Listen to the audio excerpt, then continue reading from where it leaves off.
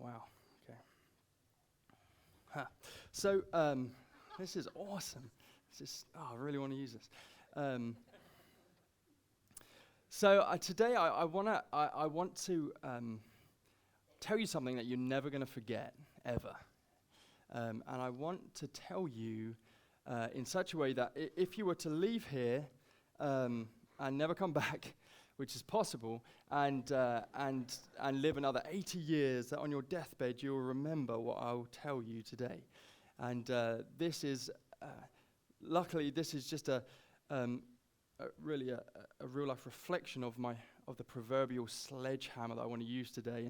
And as a group, I want us to hit this point again and again. And so we're going to look at a couple of different things, and I'm going to take it from as many different angles as possible, so that we will remember it. And so I'm going to do everything I can and use every trick in my book, okay, to make this work. So the question that I want to answer really today is why are we here? Why does Grace Community Church exist? Why do we do what we do? Why do we get out of bed on a Sunday morning and come here and unlock the building and rehearse worship and get things together and do the service? Why do we have a Wednesday night program for children, for youth, and for men's ministry and women's ministry? Why is it that we pay the light bill? Why do we do anything that we do? Anything that we do? Why is that? And I think we can answer that with just one caption, okay, one statement, and that is, we exist to help people find their place in God's story. That's why we exist. We exist solely to help people find their place in God's story. That's why Grace Community Church exists. From this moment onwards, that everything we will do is solely for that mission, to help people find their place in God's story. And I want you to remember that forever, okay? And so we are all about helping people find their place in God's story. We're all about helping people find their place in God's story. We're all about helping people find their place in God's story. We're all about helping people find their place in God's story. We're all about helping people find their place in God's story. We are all about helping people find their place in God's story. We are all about helping people find their place in God's story. We're all about helping people find their place in God's story, okay? And that may seem simple to you, but trust me, that works. That's going to be with you for at least another 4 or 5 minutes, okay, until I do that again, all right? And so that's why we exist. We have no intention of signing a check or cleaning a toilet outside of fulfilling that mission statement. Every single thing that we do from this moment onward is to help people find their place in God's story. And understand that this is the mission statement for every single ministry at Grace. This isn't just the mission statement of Sunday morning.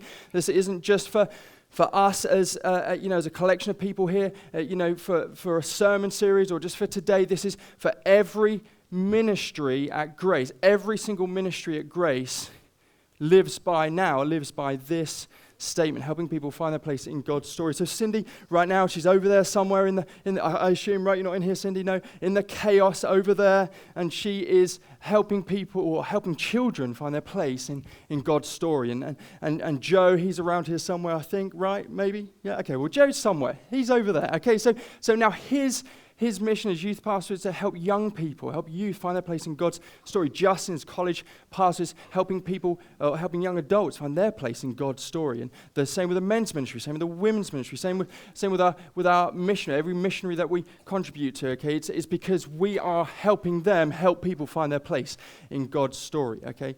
And so we're having we're in a time of transition now. It's an exciting time at Grace. We've brought on Joe and Justin. We're bringing on David Perez as well to replace DJ. And none of them are getting rich off of this. None of us are getting rich off of this, okay? They're all taking pay cuts to come here. It's not that this isn't a thing where we're we're swindling you, or I'm not being transparent with you. This is just, we're here because we feel the call of God in our life to help people find their place in God's story. We all could be earning more money elsewhere, okay? We've just brought on Julie Dumdo. She could be earning 10 times what we're paying her, okay, to fulfill the position that she is fulfilling as the executive administrator, okay? And so this is our call. This is what we're here to do. This is why we get out of bed in the morning and come to the office and meet and pray and do what we do, is to help people find their place in God's story. And so I want to just take some time and focus on some of this and compel you and inspire you toward this mission statement, okay? It's not necessarily going to be a normal, as you probably guessed, a normal message.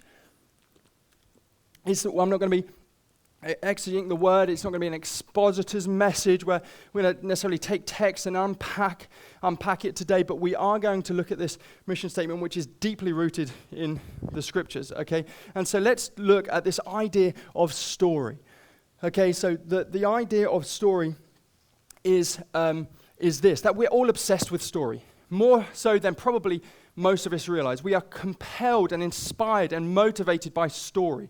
Story is everything to us. It's how we transfer information. It's how we it's how we feel a call on our life. It's how we process things. It's also how we engage with our children. It's also how we engage with our peers and the generation that's gone before us, okay? It's absolutely in everything we do, and we probably don't realize this because of this one reason. This is the first time, we're probably about the third generation in the history of humanity that has not really passed on information primarily as a story. Because we are post-industrial age, which is essentially like the time of mass urbanization, where everyone came to the cities, and mass medicine and mass food production, all of this type of stuff, where it's all about statistics and numbers and science. Again, we call that modernity, the modern era, where we're just interested in numbers and stats, and give me the numbers, give me what does it look like on paper. But there's a story behind that, and so that's where we've fallen short. That's why today with the biblical fundamentalists, they pick up the scriptures and they say, is it literal or is it not? It doesn't work like that. That you can't treat the Bible as data. The Bible isn't data. It has a story behind it. So if you look at the Genesis account and you say, well, he either did it like that or he didn't, okay? Well, no, there's a story behind that. That they were telling it as a story. That's the whole point. It's not scientific data. There's a story behind the data. And so politicians, they try and compel us by data and say, well, there's 89% of people do this, and this has risen by this much. And okay, let's look at the story behind it. And depending on which news channel you turn to, they're going to have a different story and different spin on different types of stories, okay? For that reason, they're going to compel you in one way or the other, okay? But because of this, because of where we are in history, we, for the very first time in the last 150 years, we're really now, we think we're primarily interested in statistics and numbers and science, but no, it's all about the story. That it tells the story behind it, and I'll prove it to you. I'll prove it to you. Everything we do is story. Everything. It's how everything works. Okay, so in about 10 days, I'm going to go to Disney World with my children. Okay? Now, that sounds like a bizarre statement to make off the back of telling you I'm not getting rich off of this, okay? Let me just throw this out there. Okay, look, this is the equation, all right? My mother lives 5,000 miles away. She has 2 grandchildren. They live here. She is financially very stable.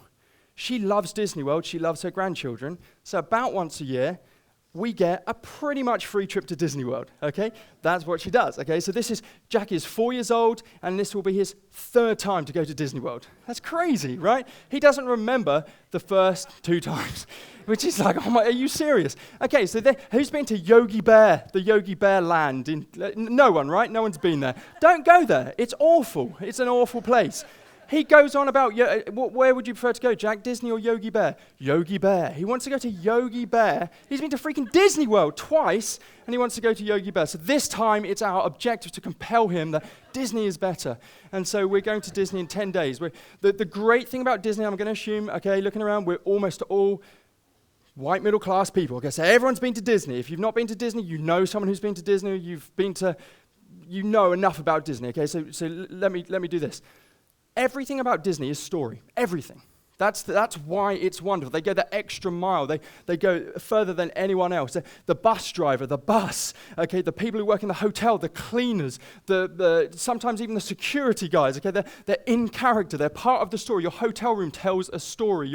The hotel decor tells a story. The bus tells a story.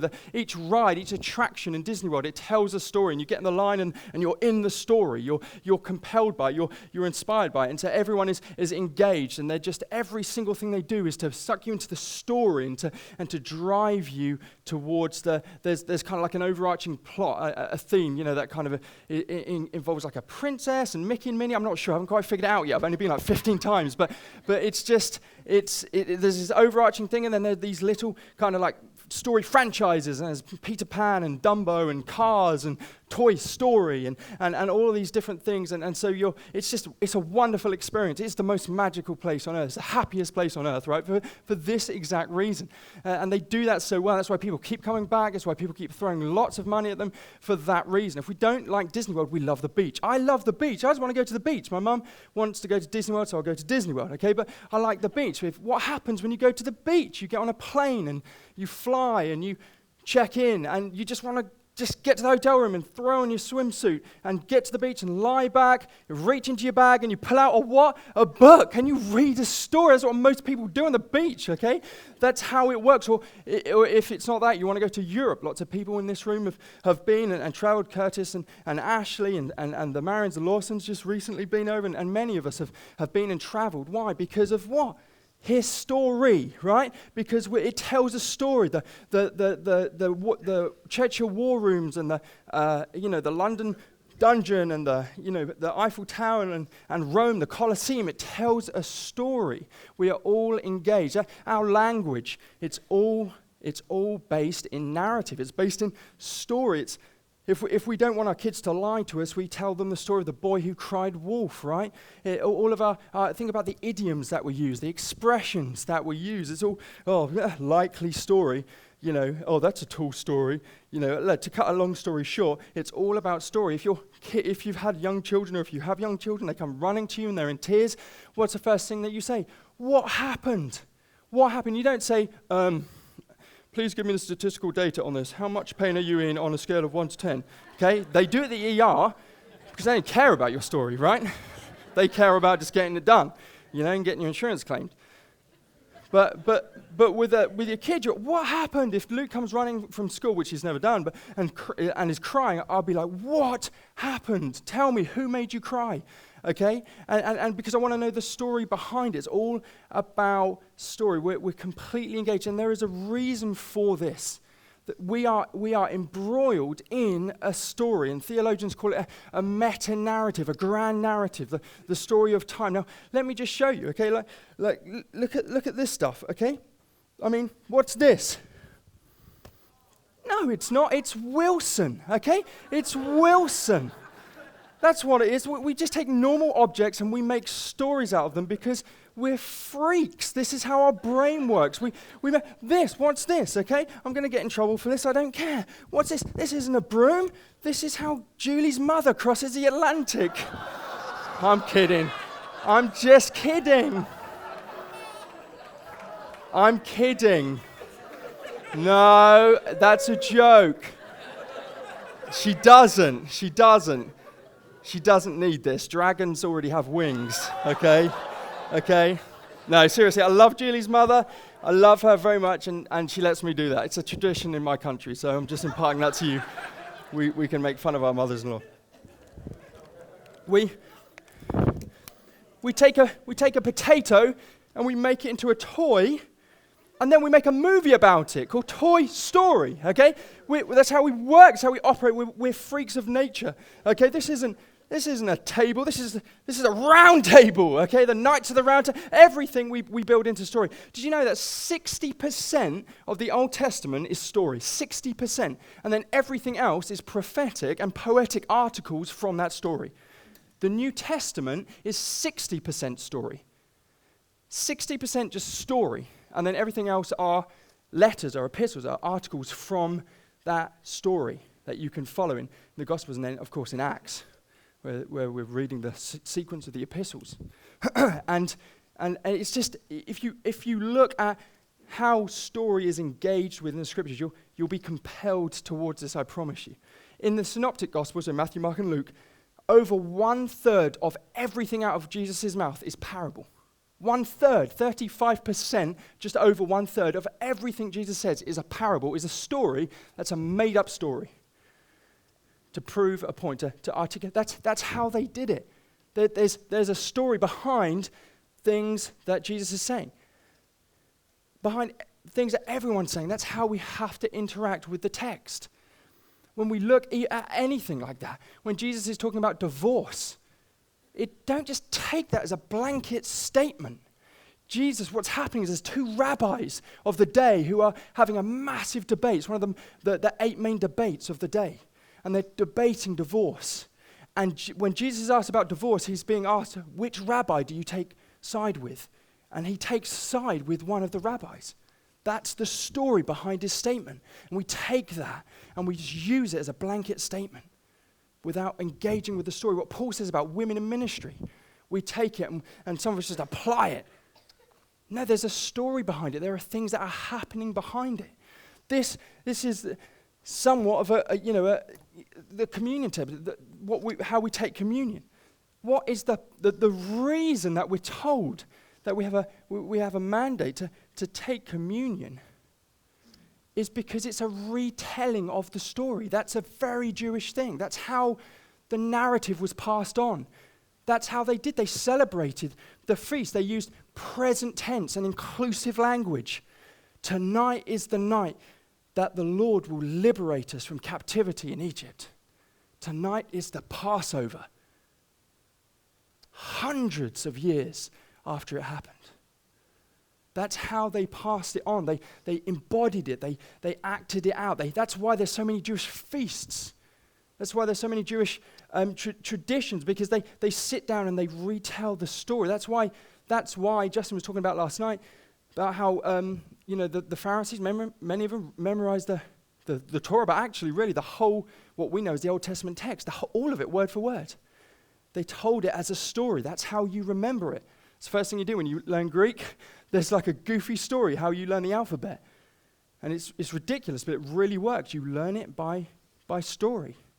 This is a retelling of a story. That's why we do it regularly. We embody the story. Remember the body that was broken, the blood that was shed that sanctifies us. We do it again and again and again to relive it. That's what baptism is, a reliving of Jesus, the symbol of Jesus, that he's washed our sins and we come up anew, that we've had righteousness imputed or imparted, depending on your theology, to us. That's a wonderful thing. It's all about the story. And that's exactly how, for generations, life was done.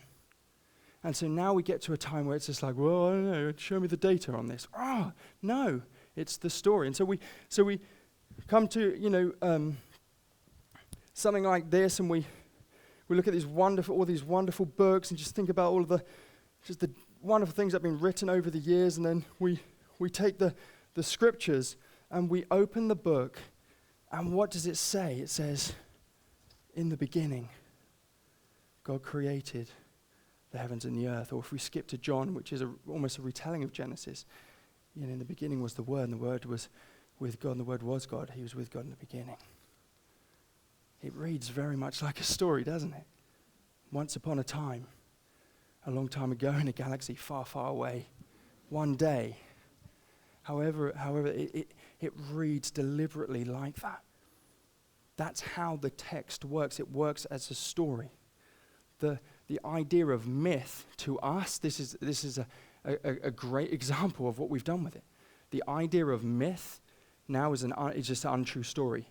That's never been what it's meant. Anthropologists or cultural students mean by that. Myth is a narrative way to tell of something true that happened.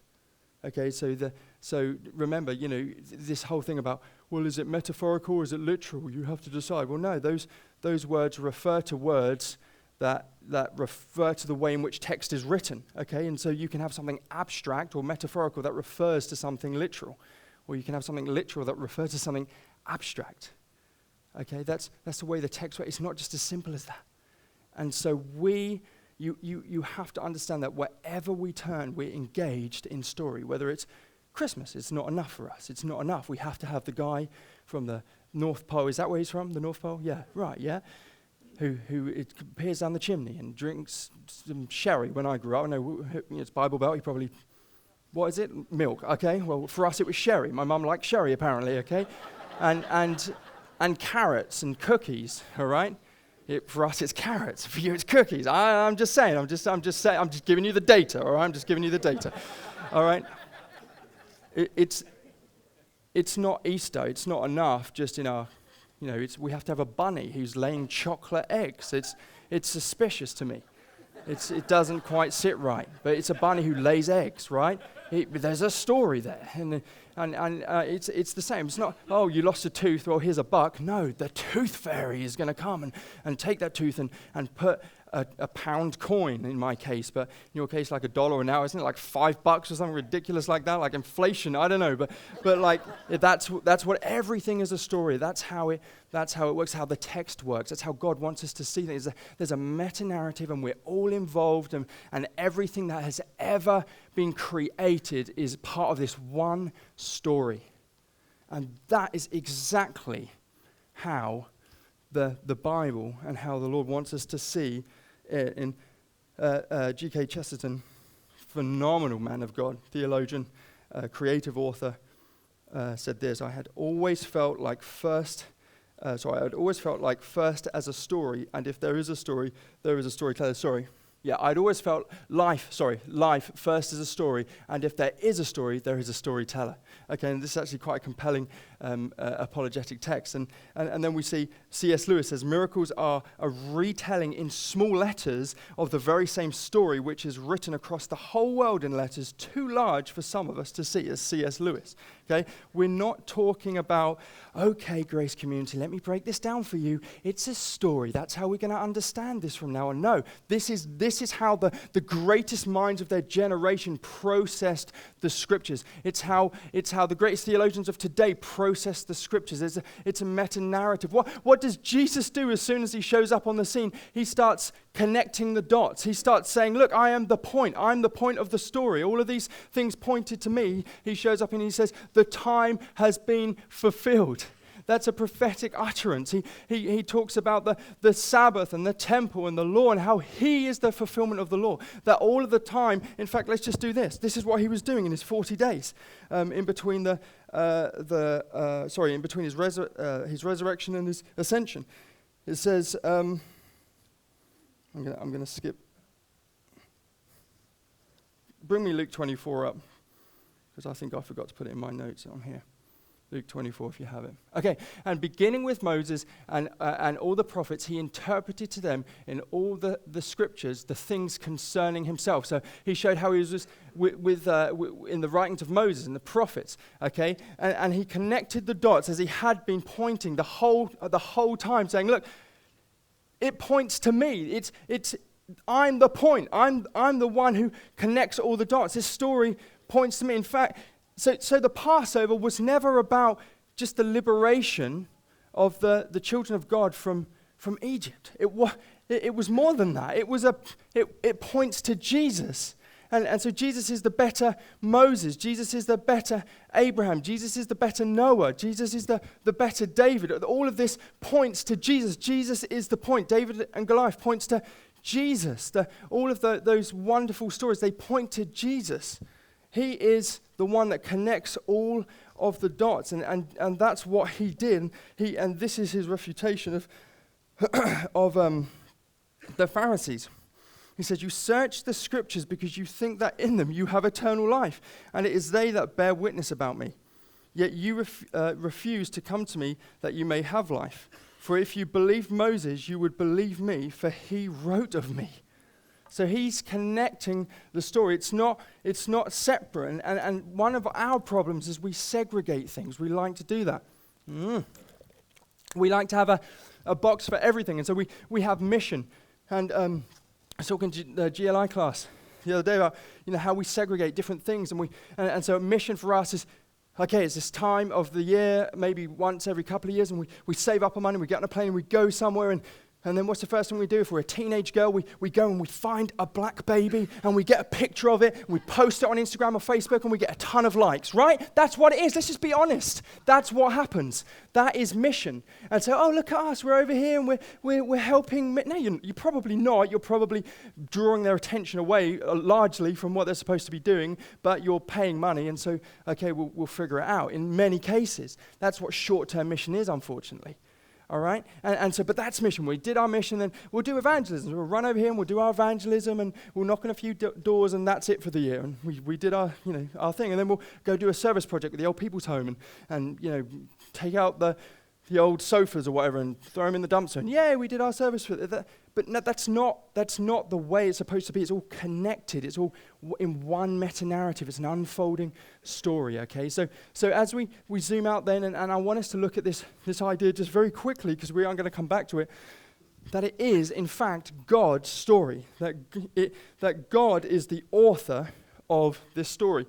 The Bible constantly refers to God as really essentially an artist, as the one who is producing the poem. We are his workmanship. He is the potter. We are the clay. It's his purposes that are fulfilled. It's his plans that are fulfilled.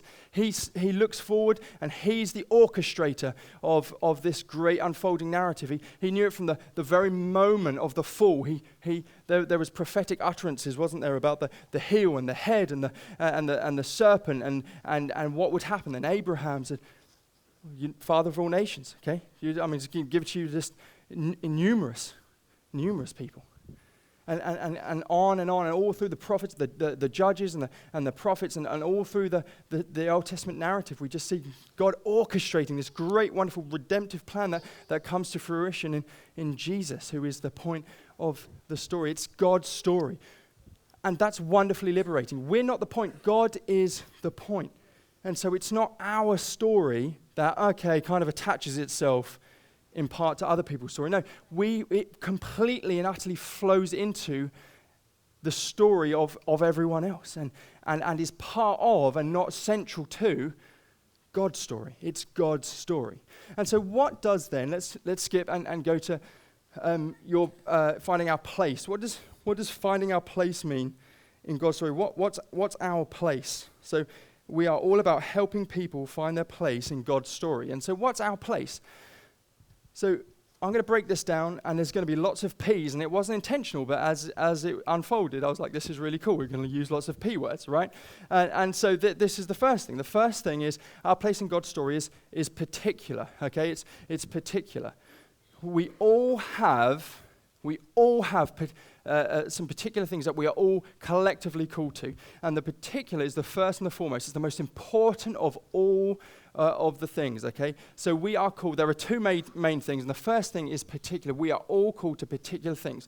We are all called to fulfill the two great commandments, to love to love the Lord our God with everything that we have, to love our neighbor as ourselves. We are all called to the Great Commission, okay, to make disciples and of all nations and take part in that process. We are all called to be worshippers. We're all called to be prayers. We're all called to take communion. We're all called to be baptized. We're all called to be part of a local body, whether that's this body or another one. We're all called to those things. There's no exception across anywhere, in any place in the world, across any time in church history. We are all called to those things. Those are the particular things that everyone who's a believer are called to. That's our place. And so at Grace Community Church, we want to primarily help people find their place, their particulars, the things that we all have in common. We want to become better worshippers. We want to become better prayers. We want to become more invested in the Word of God. We want to grow in the fruit of the Spirit, okay? Or have the fruit of the Spirit grow in us,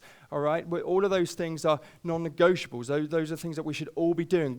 We might put a posh theology word on that, and we'll just call it sanctification. It's becoming more like Jesus, becoming more like Him, and God growing in us, okay, or growing us in Him, really, as we become more and more like Jesus, as we grow towards Him. So we all have particulars, okay, and they are all the same things for every Christian. Now, the second thing is this. The second is peculiars, all right? We all have peculiar. Now, this is where it gets fun. This is where it gets a little bit interesting, because we have particulars and then we have peculiars, all right? And in fact, let me just go right to a N.T. Wright quote, okay? N.T. Wright is the smartest man to ever have lived, all right? And he says this, says the work of salvation in its full sense is 1, about whole human beings, not merely souls, 2, about the present, not simply the future, and 3, about what God does through us, not merely what God does in and for us. And so the idea is what we might call holistic ministry, that it's not just about, okay, we have a church. It just means that we'll go there and we'll write a check occasionally, and we'll pray and we'll worship a little bit, and then 50 years when we die, we'll go to heaven, okay? That's basically the traditional Christian ideal in the West for the last century or so. That's what it is, but it doesn't work like that. God is redeeming all of His creation, and it starts now. The kingdom of God is here. It's not just something that's going to be realized at some point in the future, like all of a sudden, like, oh, the kingdom of God is here. No, it's here now. It's here now, and so He is redeeming this world. The thing that He said is very good. He's redeeming all of His creation, all of it, not just our souls, so that we can go and live with Him on a cloud forever. That's not how it works. We're not even going to end up in heaven. We're going to be on the new earth. The Bible's clear about that, right? Very clear, very, very clear. There's no one who debates that, in theology, in theology field. No one. So we're not going to heaven forever and just to live with God and be like, oh, this is cool. We're gonna harvest the new earth. We're going to be part of that, and that renewing has already begun. And so the Christians are at the cutting edge of everything, If you look back at what's happened, excusez-moi, what happened over the last couple of millenniums, then you're going to see this. Christians were the ones who started orphanages, the modern hospitals, the hospices, the modern school. That was all Christians. The Western, governmental instituted slave trade ended by Christians on both sides of the Atlantic. All right, civil rights led by Christians. Okay, I know there's, of course, modern slavery, and guess who's spearheading that effort to end that? Christians. God uses His church to bring holistic, so complete and whole restoration to everything that He's created. And that works, and He raises people up to respond to the problems of the day, all right? And so our peculiars are the things that are distinct to us. We have been called to that's a bad word to use in this instance. We have been called to peculiar things, specific things to fulfill. That some of us, that's going to be our thing. And then others, not so much. Although we can invest in that, we're called to something else. And so peculiars are things like our personality, okay? We all have different personality, and many of our personalities are peculiar, right? And that's a wonderful thing. And so if you've done any of the millions of tests, you'll know that some of us are motivated by fun. That's our primary motivation, all right? And good, I'm glad they're those people. But some of us are motivated by power or peace or intimacy. And some of us, we recharge our batteries. We get our energy mainly in private, in a room, normally a dark room, playing World of Warcraft or something, right? That's just how some of us recharge. And us I use as a very loose term, all right?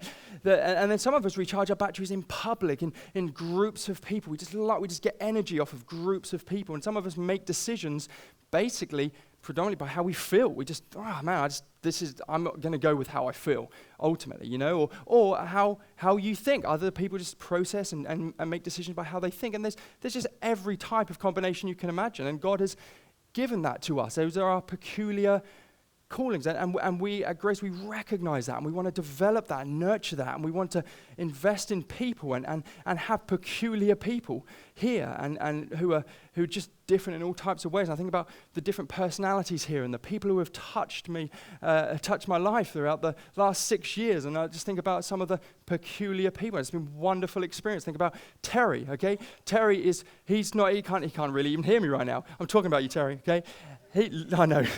Literally, every time he shakes my hand, he tells me he loves me, okay? That for me is amazing, all right? Because first of all, I'm British, all right? Second of all, I didn't have a great relationship with my dad, which means like a man telling me he loves me makes me want to jump out of a building until someone just told me again and again and again, and just God just used him to, boom, just break through. And now I'm like, I love you too, man. And that's just, I mean, just those, that's his personality. That's a God-given, that's a wonderful thing. I mean, Tommy Cole is hilarious. That guy, the more sarcastic and dry you are, the funnier I'm going to find you. I love it. And just the way he just makes me laugh, the way he goes out. I just love that. His peculiar personality, that's a God-given, that's a wonderful thing. That's a great gift of God. Look at the GLIers, okay? Just all the weird little like personality things that go on in that room. It's the most wonderful thing to see unfold. We sit in two tables, like so tables face each other, and we have a whiteboard here, and then like a TV here, so Steve and I can walk back and forth and write on the board, and then go back to our notes and all that stuff, and just to see the looks bouncing off it and the comments that are made, and Josh with his just Joshness, and Danielle like. And Joe fixing Josh's Joshness, which is just hilarious, and just Larry just being just Larry, just like the coolest guy you've ever met, right? And just beasting it, and Justin just like being Justin, you know. It's so cool. And then you invite them all I invited them all to my house on New Year's Eve, and the staff and GLIers and some others, and we had a costume party, right? And just like come as something British. We decided like 4 days before the fact. And so they all come as different things. You get to see their personalities. And Joe comes as a Teletubby. I mean, it's just fantastic, right? Right? And then Whitney, I can't remember what Whitney came as. I just remember that she went to zero to like dance crazy person with zero drink in in 4 seconds. She was just like, it's just so fun. Those personality traits are just awesome. That's a weird noise. Okay, I just love that stuff. Justin came dressed as me. All right, as me. Justin came dressed as me. And he's still wearing that same costume. All right, today. He's still wearing it. It's weird. It's becoming like me. Who wants that? I don't want that for anyone.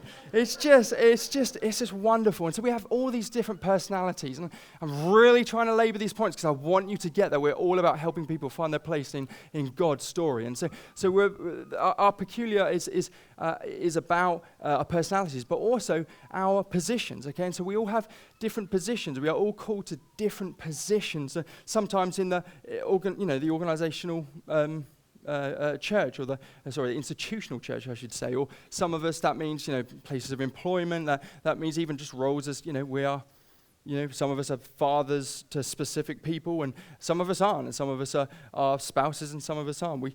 But in this church, we have people who are in particular positions. So we have this group of wonderful elders who are just invested in the church. We have J.J. Skinner, who's just this kind of super smart, a little bit nerdy, like Aggie grad, who's just an engineer, but not an L3 engineer, which is such a rare combination, around here. And so he's just been here for years, and he loves the church, and he's just totally invested in it. He spent all week probably, or a large part of it, prepping for today's lesson that he taught before the service, which is all about helping people understand the meta-narrative, the story of God. And so we're working our way through a book of the Bible each week for most of the rest of the year. Okay, and then we have Greg Olson, who's relatively new or very new to the elders. And I don't know him as well, but I know that his heart is for God, that he loves Christ. He's got a wonderful family, that his wife is amazing, that he's just here to invest and to give himself. It's awesome. And then of course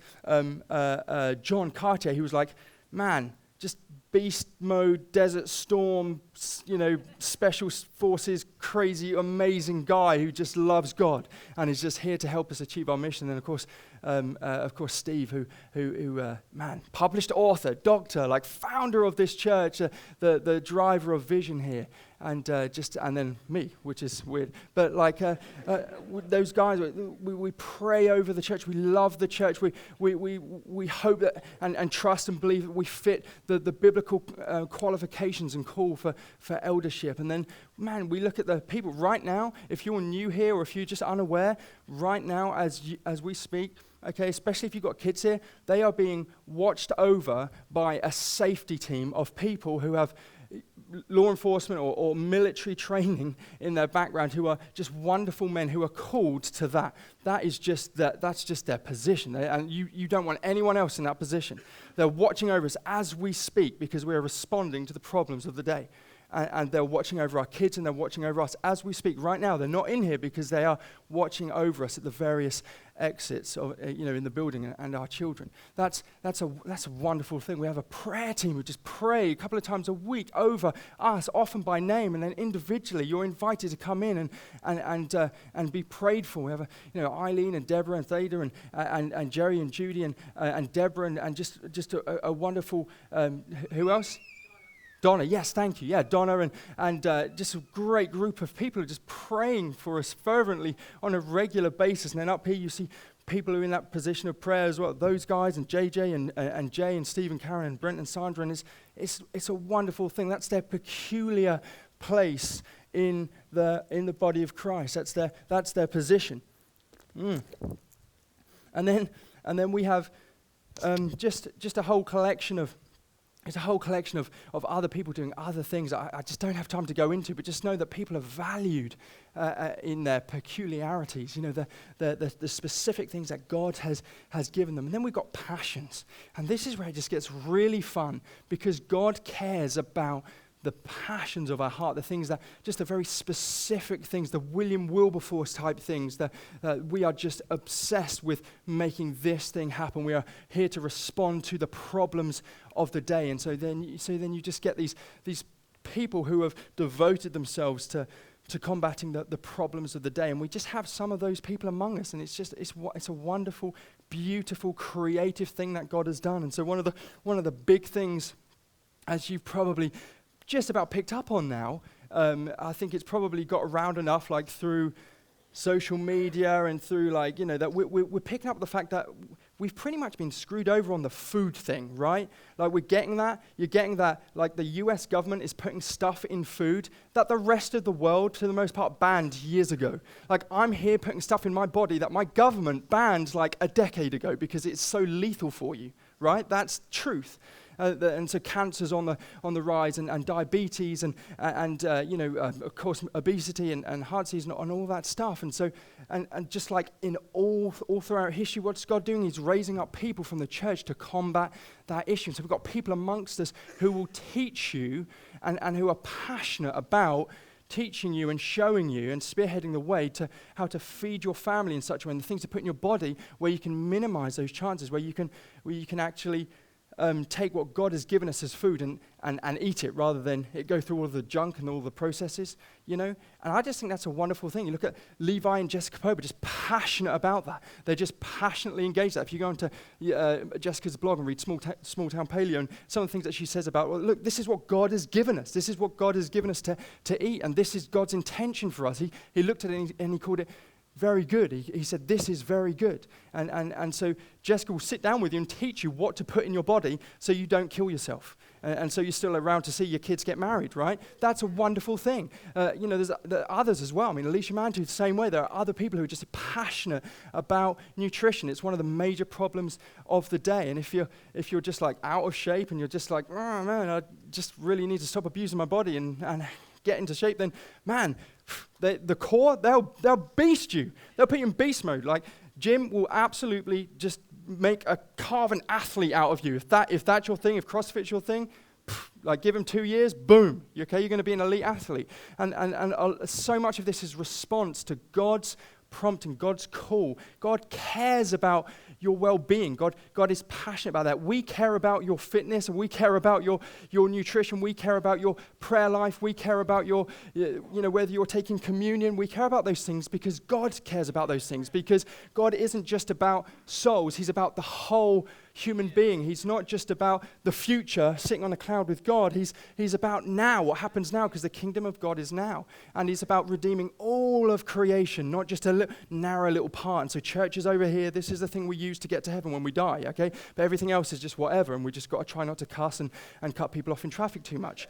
That doesn't work. That's not how it works. The whole point is that this is everything, okay? That we are part of the big story. We are connected to everyone else's story, and we're part of it, and God has a place for us. So we want to nurture you in those things, and we want to be nurtured ourselves, all of us. I need to grow in so many of those areas I mentioned, and I require people to help and nurture me in those things. And so let me mention a couple of problems, and we're going to close, okay? There are some problems. There are some things that we get out of balance, and we don't quite get into alignment. One of those things is like, some of our stories, they've not been happy ones so far. They've been some of us, it's been very sad. It's been quite devastating. In fact, John Eldridge, put Eldridge up on the screen for me. It says, most of us live in a fog. It's like life is a movie we arrive to 20 minutes late. Something important seems to be going on, but we can't figure out the story. We don't know what part we're supposed to play or what the plot is. And so we arrive, and we don't know how we connect, but we know that we have a burdensome past. There are things that have gone on in our past. Some of us have faced a lot of abuse. Some of us have been through a divorce or two divorces. Some of us have just not had good parents. Some of us have lost children. Some of us have.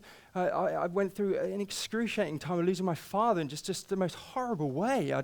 I won't go into details, but it's just awful. Just seeing that, And some of us have just lost loved ones, and we've just not known happy times. And so now we're like, well, how does my story connect? But the thing is that there's good news. There's hope, because God has deliberately appointed this time, Acts 17. This is what Paul says. We've appointed the exact time and place that you should live, that we may reach out for God and find him, though he's not far from each one of us.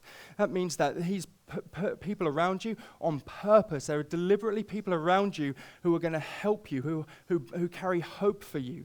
And so if you're someone who's just like, man, I love God, I just don't get it. That's cool. That's all right. Relax. Like, there's people here. Like, we've been sitting in a theology classroom for like most of our life. We can help you with that. We can help you with that.